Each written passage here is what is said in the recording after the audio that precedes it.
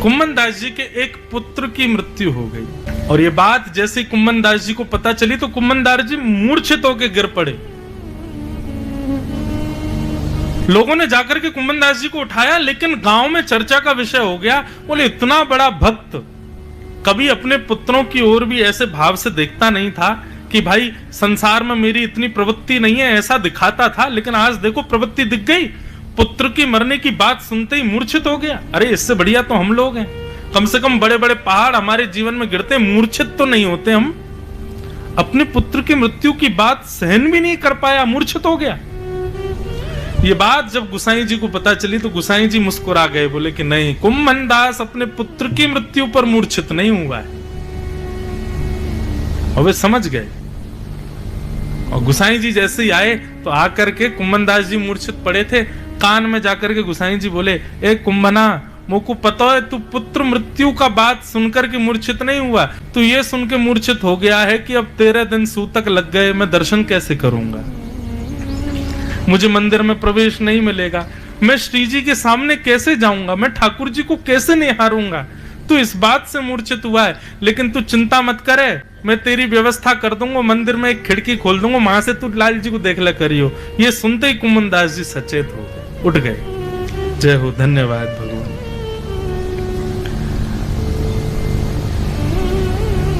है तो ये विडंबना संसार के लोगों के। आज के युग में हमारे बीच यदि इस प्रकार की बुद्धि वाला व्यक्ति आ गया तो हम उसको पागल घोषित कर देंगे। बताओ, घर में इतना बड़ा बवाल मचाया और ये देखो, ये अभी भी ठाकुर जी को नहीं छोड़ रहा। मतलब हमारे यहाँ ऐसा नियम है कि घर में कुछ बवाल हो जाए घर में तो तुम भक्ति को उतनी प्रायोरिटी मत दो, तुम ठाकुर जी के लिए प्रसन्न मत रहो, वहां भी दुखी रहो।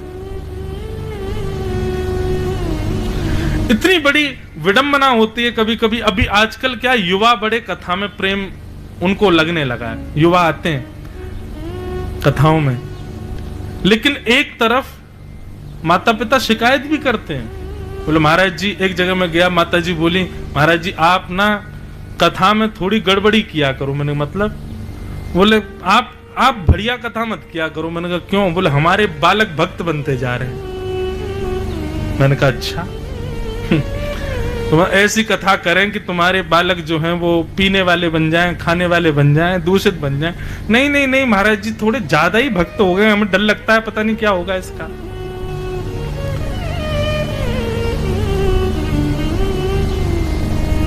वैष्णव होने पर पीड़ा क्यों? देव नाम के ब्राह्मण थे, उनके कोई संतान नहीं थी और संतान ना होने की वजह से आत्मदेव बड़े दुखी थे। आत्मदेव अपनी आत्महत्या करने के लिए वन में जाने लगे। एक बात और कहें बंधु, भगवान यदि किसी को सर्वगुण संपन्न बना करके भेजते हैं तो संसार के लोग कहते हैं इस पर बहुत कृपा है भगवान की। नहीं, सर्वगुण संपन्न यदि कोई व्यक्ति है, अच्छे उसके बालक भी हैं, उसके पास धन भी है, उसके पास प्रॉपर्टी भी है, पत्नी भी है, सब कुछ है, तो इसका मतलब ये नहीं है कि उस पर भगवान की कृपा है। और कोई व्यक्ति अभावग्रस्त होता है, जीवन में कुछ भी उपलब्धियां नहीं है, कुछ भी उसके पास ऐसी जमा पूंजी नहीं है, तो लोग कहते हैं अरे बेचारे के बड़े जीवन बड़ा परीक्षा में है। मेरी दृष्टि में अलग है। जिसके जीवन में अभाव बहुत है ना, समझना, ठाकुर जी ने उसको कहीं ना कहीं, अच्छा अभाव होने पर भी दुखी नहीं है, अभाव होने पर भी सम है। जैसे सुदामा जी, जीवन में बहुत अभाव है लेकिन उनके चेहरे की प्रसन्नता कभी नहीं जाती। जीवन में बहुत दुर्बलताएं हैं लेकिन फिर भी सुदामा जी की स्थिति कभी डगमगाती नहीं है। ऐसी स्थिति जिनकी है उन पर बड़ी कृपा है ठाकुर जी की। हम कितने सारे आपको उदाहरण दे दें जो सर्वगुण संपन्न नहीं है। स्वयं श्रीमती यशोदा मैया, नंद बाबा, हमारे लिए तो श्री कृष्ण उन्हीं के ही पुत्र हैं, लेकिन वास्तविकता यदि देखने जाओ तो नंद यशोदा के तो पुत्र ही नहीं है। लेकिन फिर भी आज द्वारिका में भी जन्माष्टमी होती है ना, तो ये नहीं कहते वसुदेव के आनंद भयो जय कन्हैया लाल की, यही कहते हैं नंद घर आनंद भयो जय कन्हैया लाल की। जबकि द्वारिका में तो नंद यशोदा है ही नहीं, द्वारिका में तो वसुदेव देवकी के साथ रहते हैं, लेकिन वहां वसुदेव देवकी भी गाते हैं नंद घर आनंद भयो जय कन्हैया लाल की। यदि प्रैक्टिकली देखो तो नंद यशोदा के तो पुत्र हैं ही नहीं, अभाव है उनके जीवन में संतान का, लेकिन भाव की वजह से पूरा विश्व कहता है नंद के आनंद भयो जय कन्हैया लाल की। देवकी नंदन कृष्ण के उपासक कम हैं, नंद नंदन कृष्ण के उपासक बहुत हैं। यशोदा नंदन श्री कृष्ण को सब प्रेम करते हैं दोनों एक ही, लेकिन एक स्थिति देखी जाए तो नंद नंदन कृष्ण के प्रेमी ज्यादा हैं। तो किस चीज में कोसोगे आप यशोदा मैया को कि उनके संतान श्री कृष्ण नहीं है? लेकिन फिर भी देखा जाए तो रजिस्टर्ड सब जगह पर नंद के ही यशोदा के ही पुत्र हैं। तो जीवन में अभावग्रस्त होने वाले व्यक्ति पर भगवत कृपा नहीं है ऐसा मत समझो। अभाव होने के बाद भी वो अपनी स्थिति से विचलित नहीं है, समझना इस पर ज्यादा कृपा है ठाकुर जी की। और कोई सर्वगुण संपन्न होकर के भी रो ही रहा है, क्या फायदा उसके जीवन का। आत्मदेव जी बड़े विचलित हो गए, क्यों? क्योंकि जीवन में संतान नहीं है। कभी भी बंधुओं अभाव पर रो मत। जो वस्तु आपके जीवन में नहीं है ना, उसको भगवत प्रसाद मानकर के अस्वीकार ही करो। ठीक है, ये जीवन में नहीं है तो उसके लिए मुझे रोना नहीं है, उसके लिए मुझे विचलित होना नहीं है, मुझे ज्यादा परेशान नहीं होना है इसके लिए। जो नहीं है सो नहीं है, ठाकुर जी नहीं देना चाहते।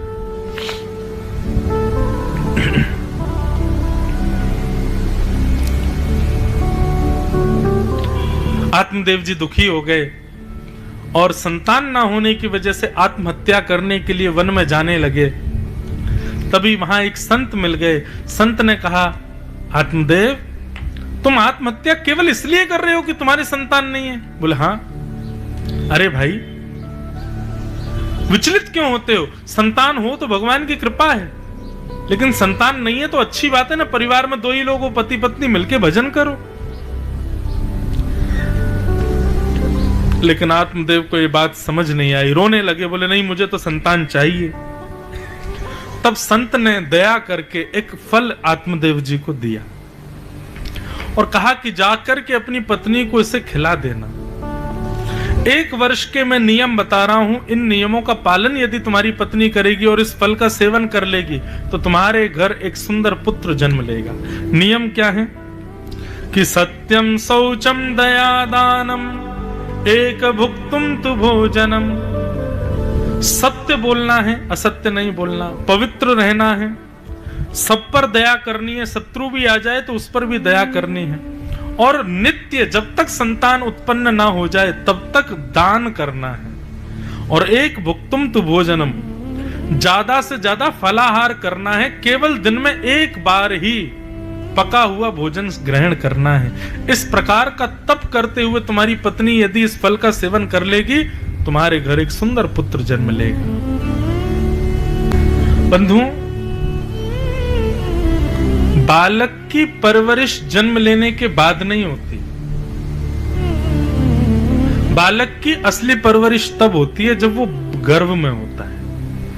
उस समय माँ क्या सोचती है, क्या खाती है, कैसे रहती है, क्या विचार आते हैं, कैसे लोगों से मिलती है, उस सब का प्रभाव बालक पर पड़ता है। इसका कितना आपको उदाहरण बताऊं मैं।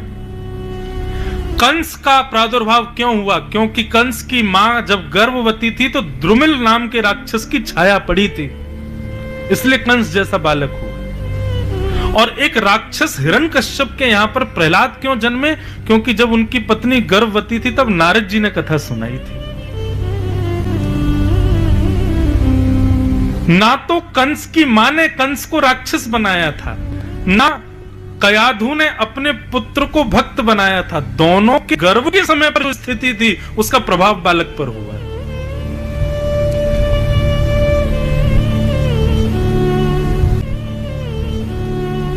इसलिए भैया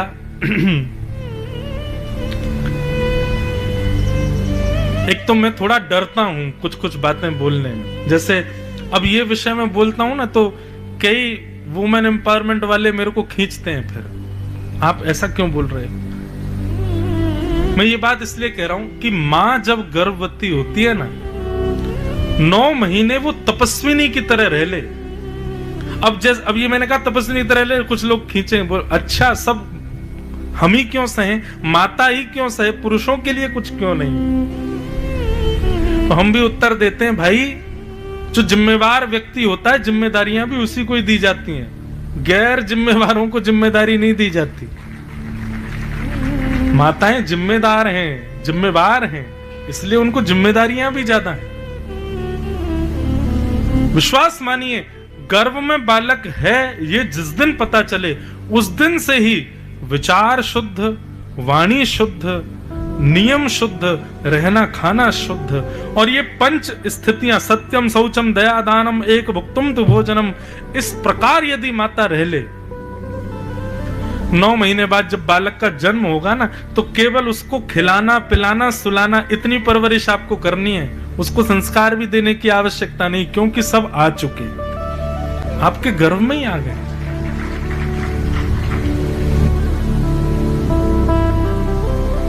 मन के विचारों से बालक पुष्ट होता है। अब जब जन्म ले लिया तो बालक तो आपसे डिस्कनेक्ट हो गया ना, अब कितने भी उसको सुधारो लेके हमारे पास इतने लोग, महाराज जी बिल्कुल कथा नहीं सुनता है, ये बिल्कुल नहीं बैठता है कथा में, यूं नहीं करता है। हम कहे तो अब कह दें क्या, वो मेरे कहने से क्या आएगा कथा में, आपको करना चाहिए था। इसलिए जो माताएं अभी विवाह हुआ है, संभव जीवन में कभी कोई ठाकुर जी पधारे, बाल गोपाल पधारे, तो कम से कम इन नियमों का पालन करें, 9 महीने तपस्विनी की तरह रहे।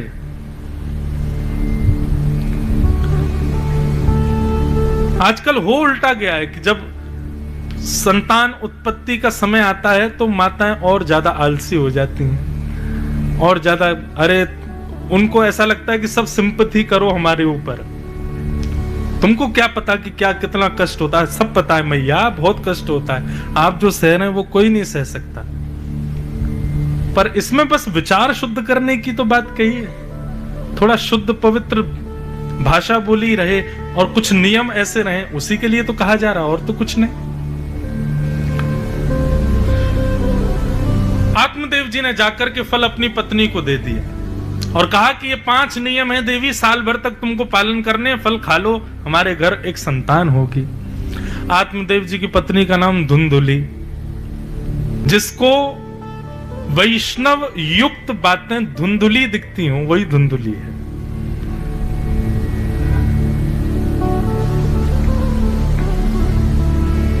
अभी एक नया चलन चला है संसार में, हमसे मिलने के लिए लोग आते हैं, महाराज जी घर में बड़ी विपत्ति चल रही है, कोई उपाय बताओ। अब उससे अगर ये कह दो कि तुम महामंत्र का जाप किया करो, 12 अक्षर मंत्र ओम नमो भगवते वासुदेवाय की माला किया करो, घर में सुंदर जो है सेवा पूजा किया करो, तो बाहर निकल के माता जी कहते हैं इन पे तो कुछ नहीं आता, क्या बता रहे हैं, नाम जप करो, ये करो त्यों करो। ओनी माता जी को, अच्छा घर में दिक्कत चल रही है, अच्छा अभी जो मंगलवार आएगा ना, बोले हाँ उस दिन एक काम करना, सुबह उठना 5 बजे, सोई माता जी का इंटरेस्ट बढ़े, अच्छा 5 बजे उठना है, बोले जी नहा धो करके जाना, और आपके घर के कोने कोने में जितनी भी धूल धक्कड़ हो, सुबह 5 बजे ही झाड़ू लगा देना, सबको उठने से पहले। झाड़ू लगाते समय मन में भगवत स्मरण चलते रहना चाहिए।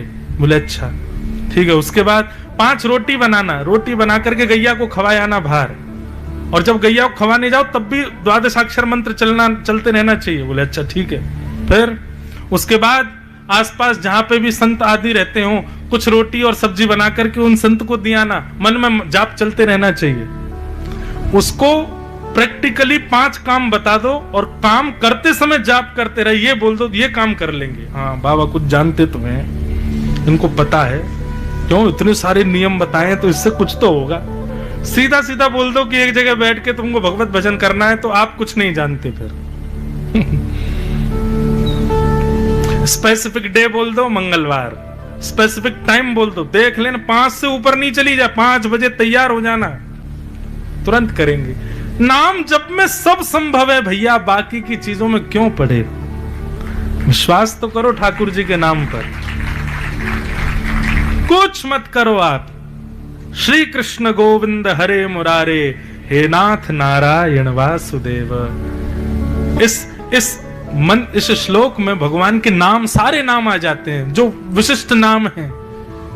कभी भी कोई आपत्ति आए, कोई विपत्ति आए, किसी प्रकार का संकट आए, अरे हम कह रहे संकट आए, विपत्तियां, उसका इंतजार मत करो, अपने चित्त में निरंतर ये नाम जब प्रारंभ रखो।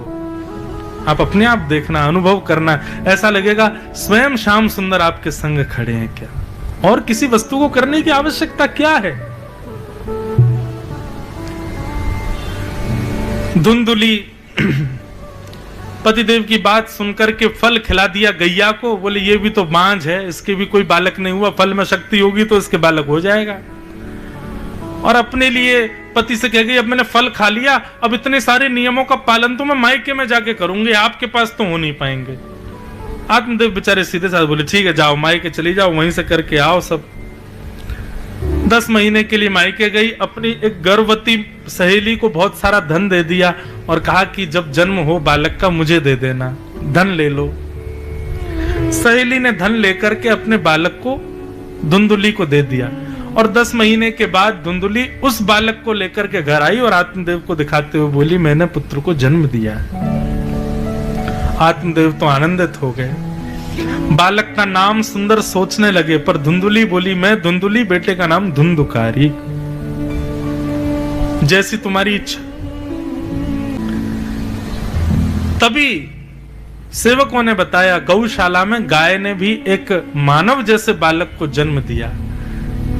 आहा, आत्मदेव जी की खुशी का ठिकाना नहीं। जाकर के उस बालक को देखा तो गाय जैसे कान थे उसके। आहा, अच्छा एक बात और कहें बंधु, गोकर्ण नाम रखा गया। गोकर्ण का मतलब क्या है? गोकर्ण का मतलब जहां पर अपवाद चल रहा हो, जहां पर सांसारिक तर्क कुतर्क चल रहे हो, सांसारिक चर्चाओं को सुन के जो कान बंद कर ले और भगवत चर्चा सुनते समय जो कानों को खोल ले, ध्यान केंद्रित कर ले, उसको गोकर्ण कहते। दोनों बालकों में अंतर क्या देखा कि धुंधुकारी को संसारी संगीत सुनाओ तब वो शांत होता था, और गोकर्ण जी को जब भजन कीर्तन सुनाओ तब वो शांत होते थे। एक की रुचि कीर्तन में थी और एक की रुचि संसारी संगीत में थी। वहीं से ही फर्क दिखने लगा था। धीरे धीरे दोनों बालक बड़े हुए, धुंधुकारी दुष्ट हुआ और गोकर्ण जी पंडित ज्ञानी बने। अपनी माता पिता पर अत्याचार करने लगे धुंधुकारी। गोकर्ण जी तो पढ़ने के लिए गुरुकुल चले गए। धुंधुकारी अब नशा भी करने लगा, वैश्यागमन करने लगा, सारे गलत काम करने लगा, माता पिता पर हाथ उठाने लगा। जब पुत्र को इस स्थिति में देखा, धुंधुकारी की इस स्थिति को देख करके गोकर्ण जी महाराज, श्री आत्मदेव जी महाराज घर छोड़ करके चले गए। मन में सोचने लगे इससे बढ़िया तो मैं बिना पुत्र का ही था, ये क्यों हो गया हमारे घर पे। तब गोकर्ण जी महाराज ने आकर के अपने पिता को ज्ञान उपदेश किया। इसी को 2 श्लोकीय भागवत कहते हैं। बहुत ध्यान से सुनना, प्रसंग बहुत अच्छा है। पिता दुखी बैठे हैं और श्री गोकर्ण जी महाराज जाकर के समझाते हैं, पिताजी आप क्यों दुखी हो? आत्मदेव जी कहते हैं मेरा पुत्र ऐसा है, मेरा पुत्र इतना दुष्ट है, मेरा पुत्र ऐसा करता है, मेरा पुत्र अपनी मां को मारता है, इसलिए मैं दुखी हूं। गोकर्ण जी कहते हैं नहीं पिताजी, आप पुत्र से दुखी नहीं हो, आप किसी व्यक्ति से दुखी नहीं हो। संसार का कोई भी व्यक्ति किसी व्यक्ति से दुखी नहीं हो सकता, तो फिर वो कैसे दुखी होता है? तब यहां गोकर्ण जी अद्भुत ज्ञान देते हैं। बहुत ध्यान से सुनना कि देहे स्थिमां सरुधिरोभिमतिं त्यजत्वं जाया सुतादिषु सदा ममतां विमुञ्च पश्यानिशं जगदिदं क्षणभङ्गुनिष्ठं वैराग्यरागरसिको भव भक्तिनिष्ठ। बहुत ध्यान से सुनिए सब लोग, इधर देखो। 10 मिनट और सुनो। ये आज की कथा का सार तत्व है, इसलिए बहुत ध्यान से सुनना। गोकर्ण जी कहते हैं, पिताजी दुखी किसी व्यक्ति की वजह से नहीं हो आप या फिर संसार का कोई भी व्यक्ति किसी व्यक्ति की वजह से दुखी नहीं होता, तो फिर वो व्यक्ति यदि अपना है तो दुख होता है। पिताजी दुख देने का कारण व्यक्ति नहीं है, दुख देने का कारण अपनत्व है। दुख के 2 कारण बताए गए यहां पर, एक अहमत्व और दूसरा ममत्व। पिताजी संसार में जितने भी व्यक्ति दुखी हैं ना, इन 2 ही कारणों से दुखी हैं। पहला कारण तो है ममत्व, मैं और मेरा, और दूसरा दुख का कारण है अहमत्व, अहंकार। ये मैं और मेरा, ये 2 ही दुख के कारण है पिताजी। इन 2 से जो निकल गया उस व्यक्ति को संसार की कोई ताकत दुखी नहीं कर सकती। आप दुखी अपने पुत्र से नहीं हो, अपनेपन से हो, क्योंकि दुख देने वाले को आप अपना मानते हो, इसलिए आपको दुख हो रहा है। संसार में हजारों लोग गलत काम करते हैं, हमको दुख नहीं होता, हमको कष्ट नहीं होता, लेकिन वही गलत कार्य अपना कोई करे तो कष्ट होता है। तो इसका मतलब गलत काम से हमको पीड़ा नहीं है, वो गलत काम अपना कोई करे, ये पीड़ा का कारण। तो पीड़ा गलत काम में नहीं है, पीड़ा अपनेपन में है। ये बहुत बहुत सूक्ष्म बात है। यदि कोई इस व्यक्ति को, इस बात को समझ ले, उस व्यक्ति को संसार की कोई ताकत दुखी नहीं कर पाएगी। और थोड़ा ध्यान से सुनो कि देह स्थिमां सरुधिरे विमतिम त्यजत्वम। पिताजी पहला दुख का कारण है ममत्व और अहमत्व। इन दोनों से निवृत्त होना पड़ेगा। हमको अपने ऊपर बड़ा अभिमान होता है, हमने ये किया, हमने ये किया, हमने ऐसे किया, वहां से ऐसी ऐसी स्थिति फंस गई थी महाराज जी, मैंने ऐसा करके ये काम कर दिया। आपने कुछ नहीं किया, ना आप कुछ कर सकते हो।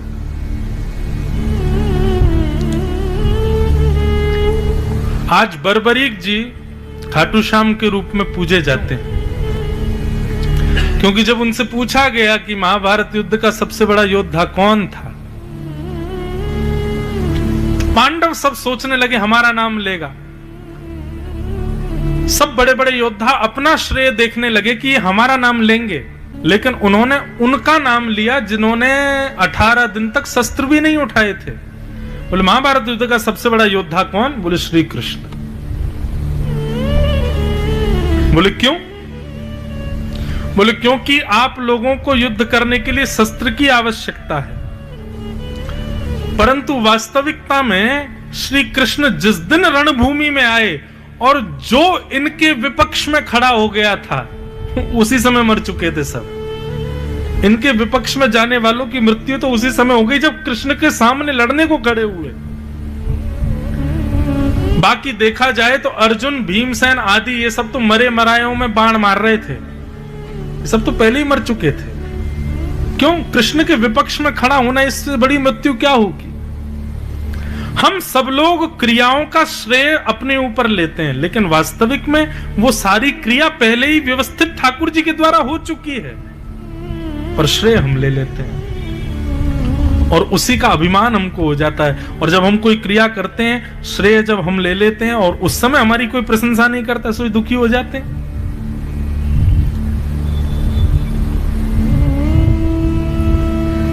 चाहे वो आपके नगर का कोई श्रेष्ठ काम हो, कुछ हो, कथा हो, कथा से भी कई बार अभिमान आ जाता है। बड़ी अच्छी कथा हुई थी, बहुत अच्छी कथा हुई थी, ऐसा हुआ था, ऐसा हुआ था। अब आयोजक बेचारा वहीं बैठा था, मैंने कराई थी, व्यवस्था तो मैंने ही करी थी, सब कुछ करके तो मैं ही आया था, वो सब मैंने ही तो करवाया था।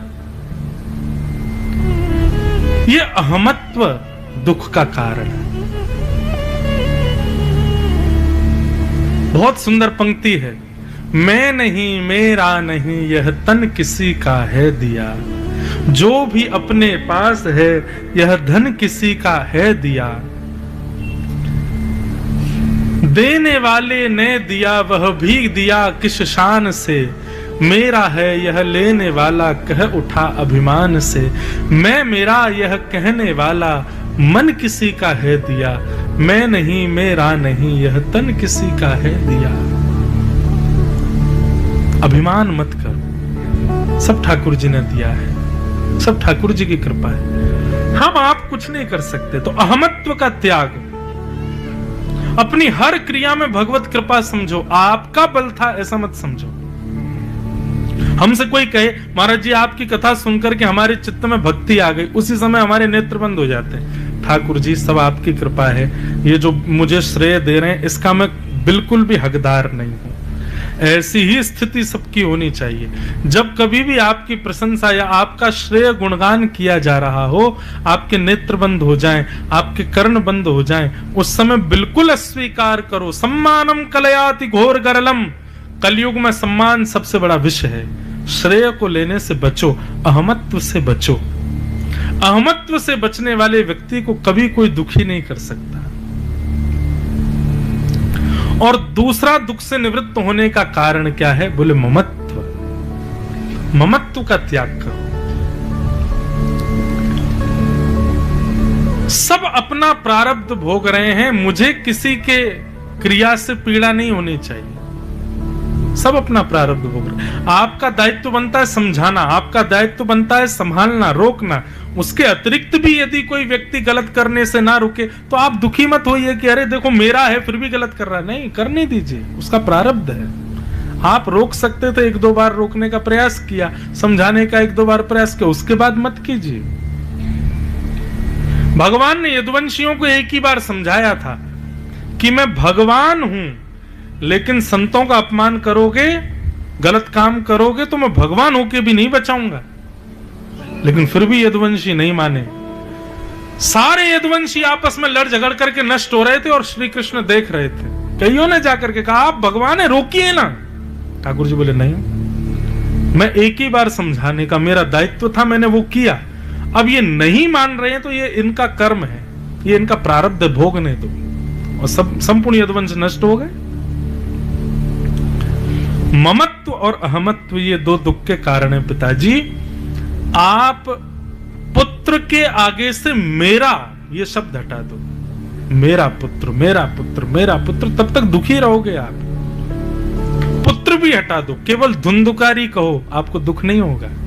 धुंधुकारी ऐसा करता है तो इसका मतलब अब वो स्पेसिफिक एक व्यक्ति है और अपने प्रारब्ध से कर रहा है। आप दुखी क्यों होते हो? ये बात जब समझाई तब जाकर के आत्मदेव जी को शांति हुई और तब उन्होंने कहा अब मैं क्या करूं? बोले धर्मं भजस्व सततम त्यजलोक धर्मान, सेवस्य साधु पुरुषाम जहि काम तृष्णाम, अन्यांश दोष गुण चिंतन माश मुक्त्वा, सेवा कथा रसमहो नितराम पिबत्वम। धर्म को भजो, त्यजलोक धर्मान, लोक धर्म का त्याग करो। सेवस्य साधु पुरुषाम जहि काम तृष्णाम, काम तृष्णा से निवृत्त होकर के साधु पुरुषों का संग करो। दूसरों में दोष गुण देखना बंद कर दो और भगवत सेवा भगवत कथा में रति कर लो। पिताजी अब इसी में ही जीवन आपका सफल होगा। पुत्र की आज्ञा मानकर के आत्मदेव जी वन को चले गए। इसी प्रकार जीवन जीते हुए भगवत धाम को प्रस्थान कर गए। धुंधुकारी की मृत्यु वैश्याओं ने उनको मार दिया और वही धुंधुकारी फिर प्रेत बना।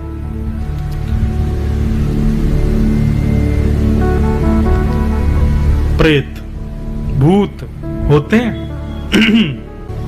भूत प्रेत होते हैं, लेकिन एक बात सुनिएगा बंधुओं, ये भूत प्रेत बन कैसे जाता है व्यक्ति? और ये भूत प्रेत उसी पर ही आक्रमण करते हैं जो इस प्रकार की कैटेगरी में होगा। किस प्रकार की? भजन बिन नर मर गट के भूत, जो अपने प्रत्येक दिन में एक समय भी भगवत भजन नहीं करते, भगवत स्मरण नहीं करते, भगवत कथा नहीं सुनते, भगवत सेवा नहीं करते, भूत भी आक्रमण उन्हीं पे ही करते हैं और ऐसे व्यक्ति ही मरने के बाद भूत ही बन जाते हैं। इसलिए भैया दिन में 3 बार एक काम करना चाहिए। क्या? भगवान को सुबह उठते ही प्रणाम करो, भगवान का नाम बोलो और नेत्र बंद करके भगवान के श्री चरणों का स्मरण करके उसमें अपने सिर को नवाओ। दोपहर में प्रसाद राजभोग पाने से पहले पुनः नेत्र बंद करके भगवान को प्रणाम करो, भगवान का नाम गाओ, भगवान के चरणों में सर झुका के प्रणाम करो। रात्रि में सोने से पहले भगवान का स्मरण करो, भगवान को प्रणाम करो, भगवान का नाम गाओ, चरणों का स्मरण करके दंडवत करो। ये 3 बार आप करो, सुबह दोपहर शाम। कभी भी कोई प्रेत बाधा नहीं हो सकती और जीवन में भूत प्रेत दूर ही रहेंगे आपसे। ये 3 कार्यों का पालन करो। जो इस प्रकार से जीवन नहीं जीते, भूत भी उन्हीं पे ही आते हैं और भूत बनते भी वही लोग मृत्यु के बाद। धुंधुकारी प्रेत बन गया, गया जी में श्राद्ध करने से भी प्रेत योनि से मुक्त नहीं हुआ। तब गोकर्ण जी महाराज ने सूर्य नारायण भगवान से पूछा कि ये धुंधुकारी प्रेत योनि से कैसे मुक्त होगा। तब बताया, श्रीमद् भागवतान मुक्ति सप्ताहम वाचनम कुरु इति सूर्यवचः सर्वै धर्म रूपम तु विश्रुतम। भागवत की कथा सुनाओ, कितनी भी भयाभय प्रेत योनि में क्यों ना हो, निकल जाएगा। और श्रीमद् भागवत की कथा हुई, 7 दिन की कथा पूर्ण होते ही चतुर्भुज रूप धारण करके धुंधुकारी की प्रेत आत्मा जो प्रेत थी, अब वो शुद्ध आत्मा बन करके प्रकट हो गई कथा में। और कथा में प्रकट होकर के व्यास जी को प्रणाम किया और कहा, भगवान आपकी मधुर वाणी सुनकर के मैं भयाभय प्रेत योनि से अब मुक्त हो गया हूं और सीधे भगवत धाम को प्रस्थान कर रहा हूं। ये भागवत जी का महात्मा है। बोलो भागवत महापुराण की।